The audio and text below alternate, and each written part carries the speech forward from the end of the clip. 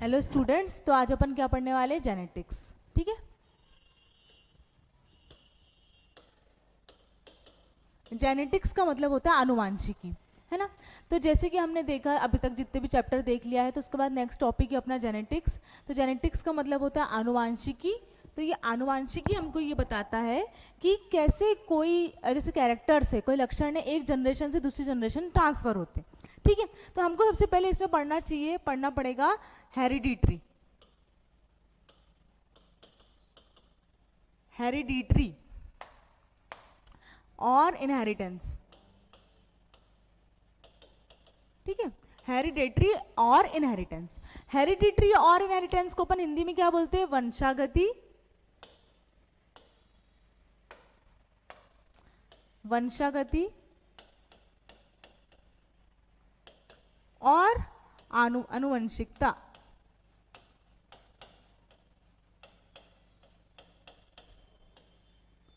ठीक है। आनुवांशिकता तो क्या होता है कि जेनेटिक्स में पहला टर्मिनोलॉजी हेरिडिटरी या फिर इनहेरिटेंस, जिसको हिंदी में बोलते हैं अपन लोग आनुवांशिकता या फिर वंशागति। इसका मतलब होता है कि transfer of genetic characters from one generation to another.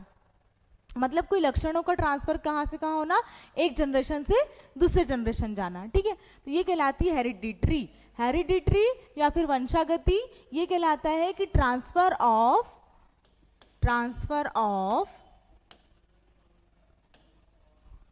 One character from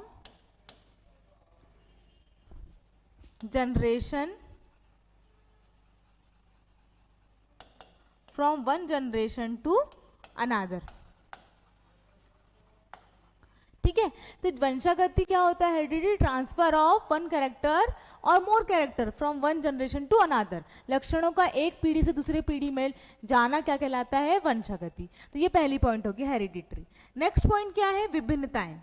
ठीक है। नेक्स्ट है वेरिएशंस। वेरिएशंस का मतलब होता है विभिन्नताएं।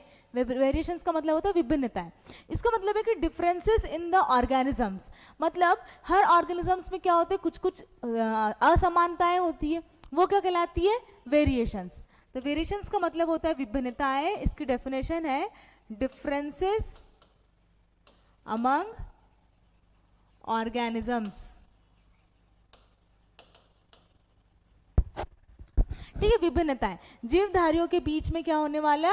अंतर। जीवधारियों के दो जीवधारी या फिर सभी जीवधारियों में क्या होते हैं? अंतर पाए जाते हैं। उसी अंतर को क्या बोलते हैं हम लोग? विभिन्नताएं या फिर वेरिएशन। नेक्स्ट क्या है? आनुवांशिकी। आनुवांशिकी या फिर जेनेटिक्स। आनुवांशिकी या फिर जेनेटिक्स। आनुवांशिकी या जेनेटिक्स क्या होता है? द स्टडी ऑफ हेरिडिटरी, वंशागति एंड वेरिएशंस, विभिन्नताएं। ठीक है। तो हेरिडिटरी क्या, ये जेनेटिक्स क्या होती है? हेरिडिटरी, वंशागति और विभिन्नताओं के बीच इसका अध्ययन क्या कहलाता है? जेनेटिक्स या फिर आनुवांशिकी। नेक्स्ट क्या है? हमने देखा था कि जेनेटिक्स में हम लोगों ने, अगर हमको विभिन्नताएं पढ़ना है जिसमें विभिन्नताएं देखी जाती है, जिसमें ये वेरिएशंस देखे जाते हैं, वो क्या होता है? Sexual reproduction. Sexual reproduction.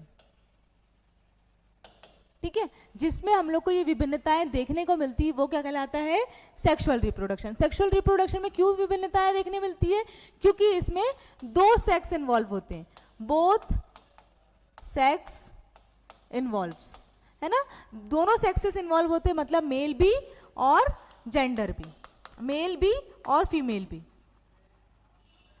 ठीक है। Male and female both are involve, दोनों इन्वॉल्व होते हैं। इसीलिए हमको जो न्यू वेराइटीज फॉर्म मिलती है, न्यू वेराइटीज फॉर्म। तो न्यू वेराइटी मिलती है, जो बेबी प्रोड्यूस होता है उसमें क्या मिलता है हमको? वेरिएशन। अब वो कैसा होता है? नया वैरायटी का। सेक्सुअल रिप्रोडक्शन में हमने देखा है कि इसमें मेल नर युग्मक रहता है, मेल गैमेट, और एक क्या रहता है? Female gamete. ठीक है। मेल गैमेट क्या है बच्चों? शुक्राणु या फिर स्पर्म, और फीमेल गैमेट क्या है, ओवम या फिर अंडाणु। फिर दोनों मिलके क्या बनाते हैं, जाइगोट। जाइगोट को क्या बोलते हैं हम लोग, युग्मक नज। तो ये जाइगोट जो बना है वो उसमें क्या मिल रही है हमको, वेराइटीज। उसमें क्या मिल रही है हमको, वेराइटीज। इसीलिए बोला जाता है सेक्सुअल रिप्रोडक्शन में, लैंगिक जनन में, सेक्सुअल रिप्रोडक्शन में क्या देखने को मिल रहा है हमको, ये लैंगिक जनन में क्या देखने मिल रही है, विभिन्नताएं। क्यों, क्योंकि इसमें दो सेक्स इन्वॉल्व है, मेल भी इन्वॉल्व है और फीमेल भी इन्वॉल्व है। नर युग्मक और मादा युग्मक मिलके क्या बनाते हैं, युग्मक नज। जो युग्मक नज है वो कैसा होता है, वेराइटीज या फिर न्यू फॉर्म होता है, नया, कुछ अलग, ना वो मेल के जैसे दिखता है ना वो फीमेल के जैसे दिखता है। ठीक है, तो ये चीज किस में देखी जाती है, सेक्सुअल रिप्रोडक्शन में। अगर हम बात किया जाए हमारी एसेक्सुअल रिप्रोडक्शन में, अगर हम बात करें एसेक्सुअल रिप्रोडक्शन में, ठीक है, एसेक्सुअल रिप्रोडक्शन का मतलब होता है अलैंगिक जनन। अलैंगिक जनन का मतलब होता है जिसमें कि एक ही सेक्स इन्वॉल्व होता है।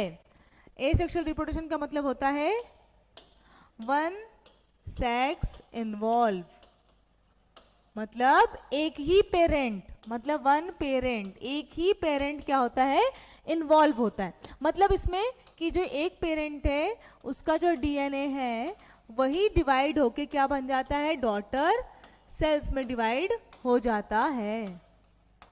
ठीक है, तो ये एसेक्सुअल रिप्रोडक्शन में क्या होता है, एक ही पेरेंट में क्या होता है, बाइनरी फिजन या फिर डिवीजन होता है और डिवाइड हो जाते हैं वो दो अलग अलग सेट पे। ठीक है, ये दोनों क्या कहलाएंगी, डॉटर सेल। क्या कहलाएंगी, डॉटर सेल। और ये डॉटर सेल्स कैसी होती है, आइडेंटिकल, हम शक्ल होती है एक दूसरे की। ठीक है, तो एसेक्सुअल रिप्रोडक्शन में जब डॉटर सेल का निर्माण होता है तब वो कैसी होती है, आइडेंटिकल। तो इसी को, इसको क्या बोला जाता है, जो क्वेश्चन पूछा जाता है, they are called clones. Clone, ठीक है, क्लोन। तो ये क्लोन किसको बोलते हैं, अगर आपको पूछा जाए व्हाट इज क्लोन, तो clones are formed after asexual reproduction. Asexual मतलब अलैंगिक जनन के बाद जो डॉटर सेल का निर्माण होता है, जो युग्मक नज का निर्माण होता है, वो कैसी होती है, वो क्लोन होती है। क्लोन का मतलब होता है हमशक्ल, आइडेंटिकल। वो आइडेंटिकल है किससे, अपने पेरेंट से, है ना, वो किसके जैसी, टोटली अपने पेरेंट्स की जैसी। तो अलैंगिक जनन में ये होता है। लैंगिक जनन में क्या देखा जाता है, सेक्सुअल रिप्रोडक्शन में क्या देखे हम लोगों ने, कि जो नया जो बन रहा है वो क्या बन रहा है, नया बन रहा है। उसमें क्या मिल रही है हमको, विभिन्नताएं, वेराइटीज देखने मिल रही है। बट हमने जो देखा कि सेक्सुअल रिप्रोडक्शन मतलब अलैंगिक जनन में क्या मिल रही है हमको, क्या मिल रही है, क्लोन मिल रहा है। मतलब कोई वेराइटीज नहीं, सेम अपने पेरेंट्स के जैसे ये लोग दिखते हैं। इसके बाद हम लोगों ने पढ़ा था इसका वो होगा division, definition, division of parent, division of DNA from parent to offspring.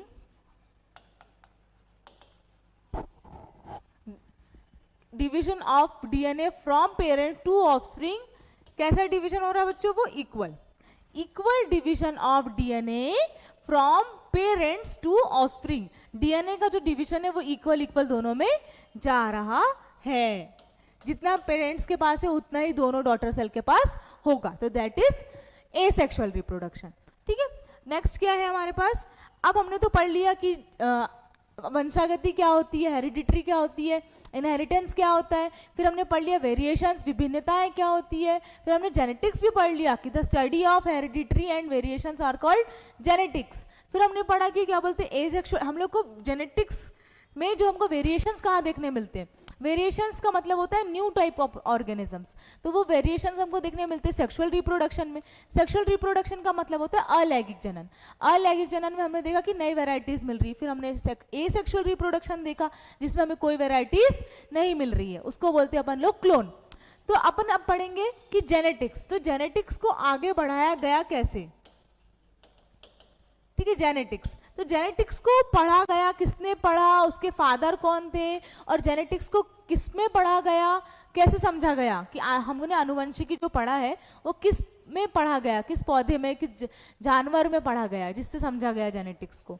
ठीक है, तो हमने इसमें क्या देखे, जेनेटिक्स। जेनेटिक्स का मतलब तो study of hereditary and variation is called genetics. इसमें क्या देखे हम लोगों ने, जो आनुवांशिकी है, तो आनुवांशिकी के फादर,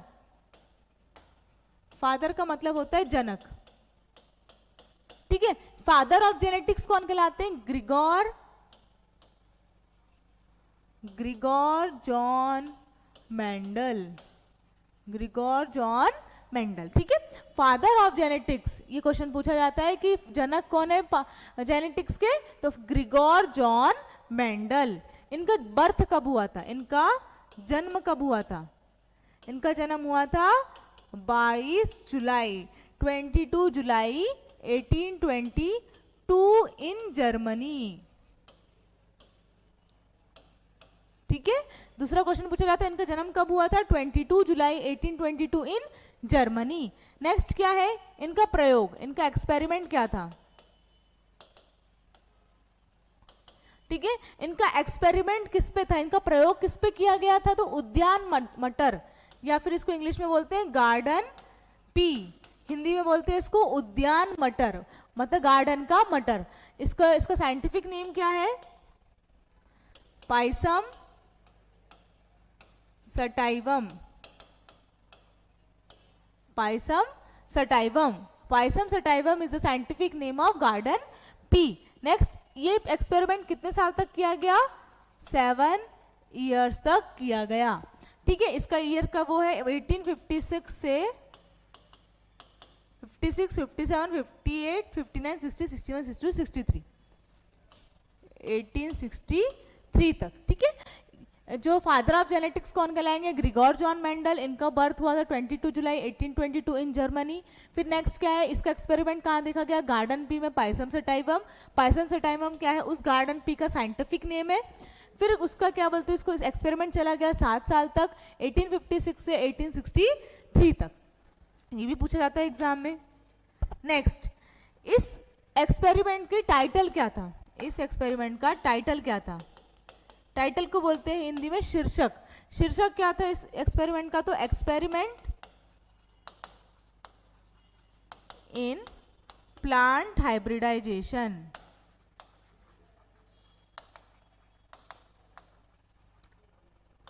इस एक्सपेरिमेंट का क्या था शीर्षक? एक्सपेरिमेंट इन प्लांट हाइब्रिडाइजेशन, ठीक। ये हो गया हमारा ओवरव्यू जेनेटिक्स का।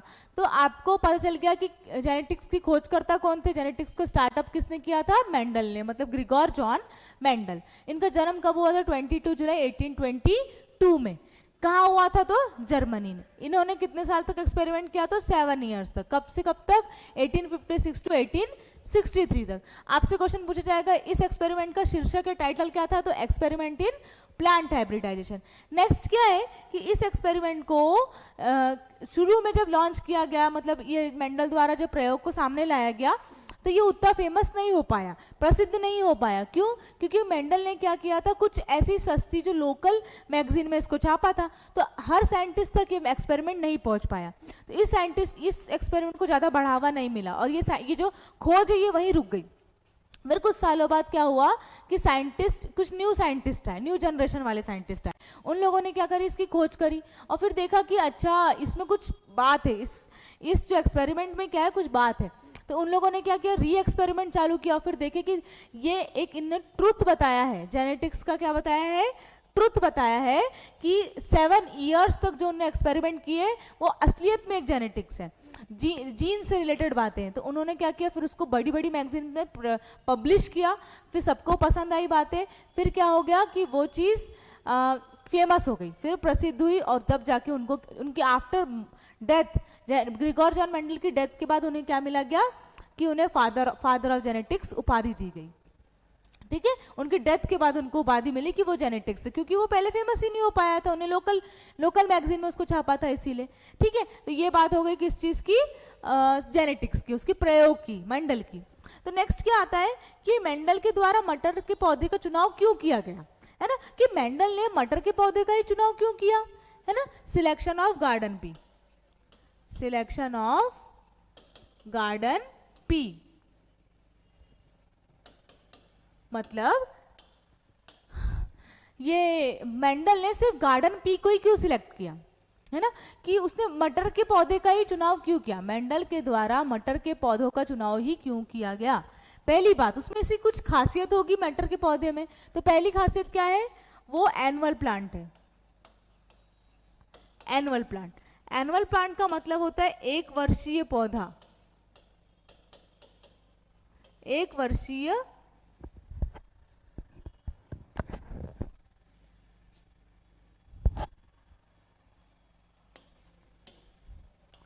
एक वर्षीय पौधा। एक वर्षीय पौधा का मतलब क्या होता है कि एक वर्षीय पौधा को बगीचे में आसानी से उगाया जा सकता है ना, एक वर्षीय पौधा को बगीचे में बहुत आसानी से उगाया जा सकता है। दूसरी बात क्या होता है कि ये एक वर्ष में फल देते हैं और फिर वो खत्म हो जाते हैं, उसके बाद क्या होता है ये नया कैरेक्टर लेके अगले साल फिर नया कैरेक्टर लेके आते हैं, तो इसलिए इसको एक वर्षीय प्लांट होता है। इसको बगीचे में आसानी से उगाया जा सकता है।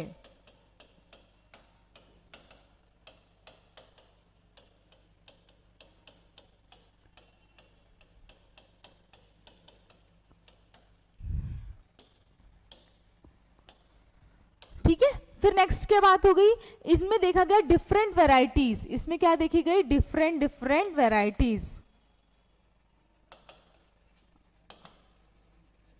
ठीक है, डिफरेंट वैरायटीज देखी गई, मतलब क्या है कि इसमें लक्षण बहुत सारे रूप देखे, इसके कई लक्षण देखे गए, इसके जो लक्षण है वो बहुत सारे लक्षण देखे गए कि कुछ लंबे हैं, कुछ छोटे हैं, कुछ का फूल का रंग अलग है, कुछ का छिलके का रंग अलग है, तो उसमें कई वैरायटीज देखी गई। एग्जाम्पल क्या देखा गया, टॉल भी है, ड्वार्फ भी है, और उसका फ्लावर कलर भी अलग है ना, उसके फूलों पुष्प का रंग, उसके बीज का रंग, उसके छिलके का रंग, तो सब अलग अलग है।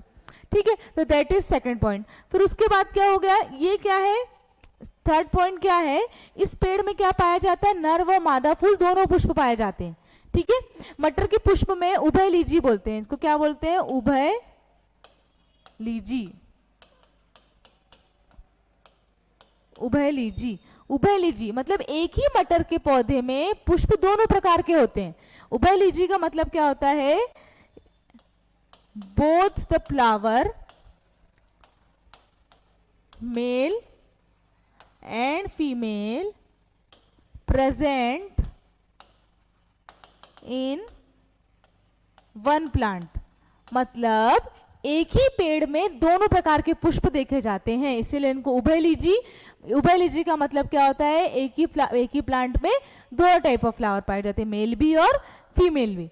तो इससे आसानी हो जाती है किस चीज के लिए, किस चीज के लिए आसानी हो जाती है, इसमें दोनों चीज के लिए आसानी हो जाती है, एक सेल्फ पॉलिनेशन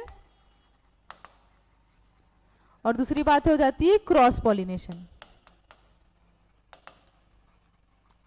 ठीक है, सेल्फ पॉलिनेशन का मतलब होता है स्वपरागण और इसका मतलब होता है परपरागण।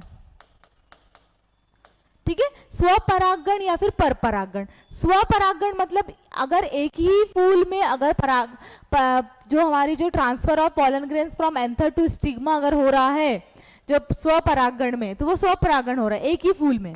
ठीक है, और क्रॉस पॉलिनेशन का मतलब होता है किसी एजेंट के द्वारा, कि वो एक फूल अगर इधर लगाए, एक साइड पे लगाया, दूसरा फूल दूसरा पौधे में जाके अगर उसने क्रॉस पॉलिनेशन किया तो वो परपरागण कहलाता है। इसका मतलब क्या है कि समझ जाओ ये गार्डन है, ठीक है, ये गार्डन है, यहाँ पे ढेर सारे ये लगे हैं मटर के पेड़।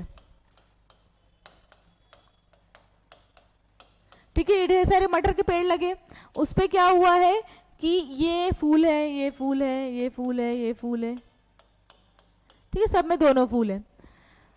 अब आपको मैं स्वपरागण बता रही हूँ, सेल्फ पॉलिनेशन। अगर इसी एक ही पेड़ में अगर यहां से यहां हो रहा है ट्रांसफर किसका, जो परागकण है, परागकण मतलब पॉलन ग्रेन्स का यहीं के यहीं ट्रांसफर हो रहा है, तो वो क्या कहलाएगा, स्वपरागण।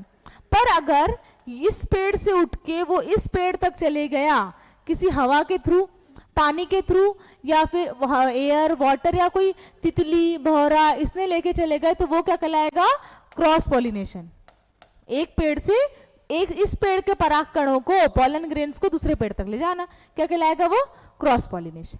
ठीक है, अब नेक्स्ट क्या है, ये बात हो गई फोर्थ पॉइंट की। थर्ड पॉइंट की कि इसमें दोनों फ्लावर एक ही प्लांट में प्रेजेंट होते हैं, इसमें क्रॉस पॉलिनेशन और सेल्फ पॉलिनेशन की फैसिलिटी है। नेक्स्ट क्या है, इसमें मोर नंबर ऑफ सीड्स प्रेजेंट है। क्या होता है इसमें, फोर्थ पॉइंट क्या है कि ये मोर नंबर ऑफ सीड्स प्रोड्यूस करता है, मोर नंबर ऑफ सीड्स प्रोड्यूसेस, मतलब ये बहुत सारे बीजों का उत्पादन करता है। ठीक है, बहुत सारे बीजों का ये उत्पादन कर सकता है। तो इसके ये कैरेक्टरिस्टिक्स है कि क्यों गार्डन पी का सिलेक्शन किया गया, मतलब मटर के पौधों का चुनाव क्यों किया गया मेंडल के द्वारा। तो पहला क्या है, एनुअल प्लांट है, मतलब एक वर्षीय पौधा है, जिसमें क्या होता है, इसको एक वर्षीय पौधा जो बगीचे में बहुत आसानी से उगाया जा सकता है। नेक्स्ट क्या है, डिफरेंट वैरायटीज, इसमें कई प्रकार के लक्षण देखे गए, उनकी हाइट, उनकी लंबाई का, उनके पुष्प का रंग देख के, है ना, उसके बीजों का रंग, उनके छिलकों का रंग देख के हमने देखे कि बहुत सारे वैरायटी दिखी मेंडल को। फिर उभयलिजी का मतलब क्या होता है, एक ही पेड़ में क्या होता है, दोनों प्रकार के नर व मादा, मेल व फीमेल दोनों टाइप ऑफ फ्लावर प्रेजेंट है।